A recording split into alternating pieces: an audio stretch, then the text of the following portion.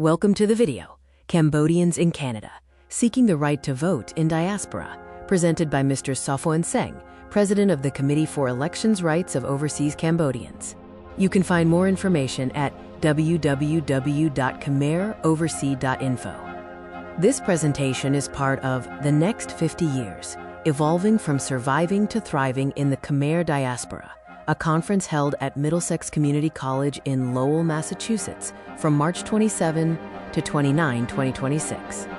We begin with an introduction to articulate the Khmer diasporic communities and their reflection to the rest of the world. Key topics include a reflection on the Khmer Canadian diaspora and the reasons for the Committee for Election Rights of Overseas Cambodians, or CEROC. This map illustrates Canada, where the Khmer diaspora community is currently seeking the right to vote in their home country elections. As of 2016, the estimated Cambodian population in Canada was 41,930, with significant numbers in cities like Montreal, Toronto, and Vancouver. Note that the actual population is likely more than these government statistics suggest. In Vancouver, British Columbia, there are 2 Khmer Buddhist temples, serving the spiritual needs of the local community.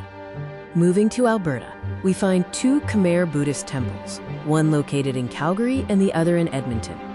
Ontario hosts a total of 8 Khmer Buddhist temples, including locations in Montreal, Ottawa, Toronto, and Niagara Falls.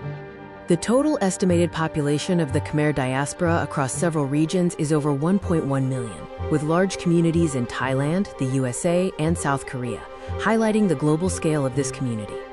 The Committee for Election Rights of Overseas Cambodians, or CEROC, is the focus of this video. The CEROC works to advocate for the election rights of Cambodians living abroad.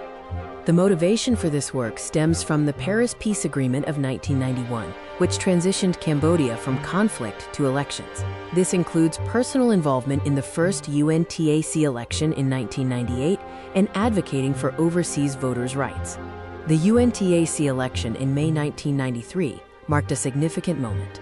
Polling occurred across several days at both fixed and mobile polling stations, allowing widespread participation. This photo reflects my high school life in 1993. Angkor Wat was a significant site for friends to visit and contemplate. My educational path became interdisciplinary, evolving from archaeology and art history to include philosophy, religions, languages, and political science, following nearly 14 years in the monastery after high school. This image highlights a letter I wrote to the editor of the Phnom Penh Post, advocating for electoral reform and the inclusion of overseas Cambodians in the voting process. This publication was later sued by the government. The next section covers questions and answers about the right to vote for overseas Cambodians. This includes topics such as whether Cambodians need this right and the legality of the process.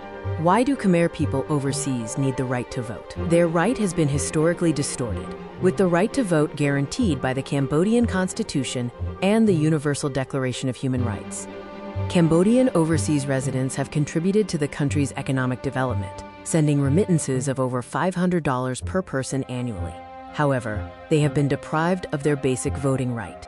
During the UNTAC-sponsored election in 1993, overseas Cambodians were granted full right to vote. Many countries allow their citizens abroad to vote, including several in North America, Europe, Asia, and other continents. Cambodia and Vietnam are unique among the 10 Southeast Asian countries for not having voting from abroad. Other countries like the Philippines, Malaysia, and Thailand allow their citizens to vote from overseas. During the 1993 UN-sponsored election, overseas Cambodians were able to vote from their places of residence, such as New York, Sydney, and Paris. The key milestones of the CEROC effort begin in April 2014, when CEROC was established and collected 4,000 petitions for absentee overseas voting.